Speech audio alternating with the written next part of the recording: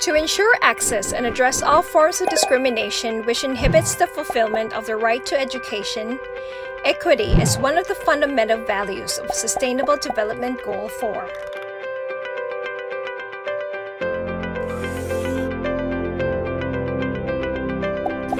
Despite a new agenda on sustainable development, achieving the goal of education for all still remains an unfinished agenda. There are more than 258 million children and youth who remain out of school. Despite increased enrollments in the past years, an estimated 250 million children were still not able to read and write. The lack of attention to equitable education also led to a global learning crisis, which costs $129 billion per year. According to OECD, on average, about only 10% students of the bottom 25% of socioeconomic status can perform to be in the highest 25% in the cognitive examination. According to UNICEF, low-income countries spend 46% of their public education budget on 10% most educated students. As inequalities often prevents educational achievement within disadvantaged groups, improving equity in education through policies and practices is critical to making a long-lasting positive impact on the lives of learners. Equity in education can be defined in many ways. When promoting equitable education, realizing individual potential is key.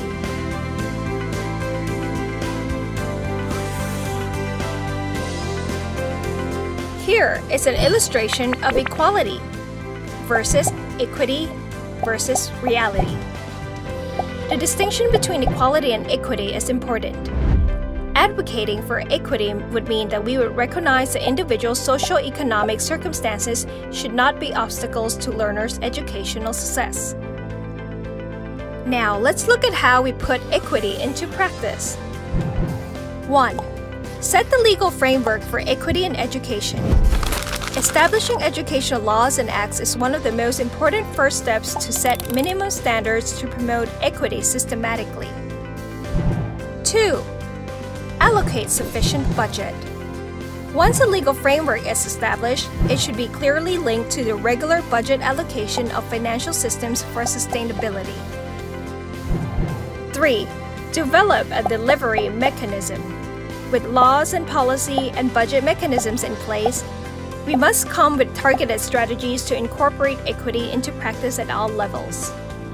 And 4. Evaluate the impact.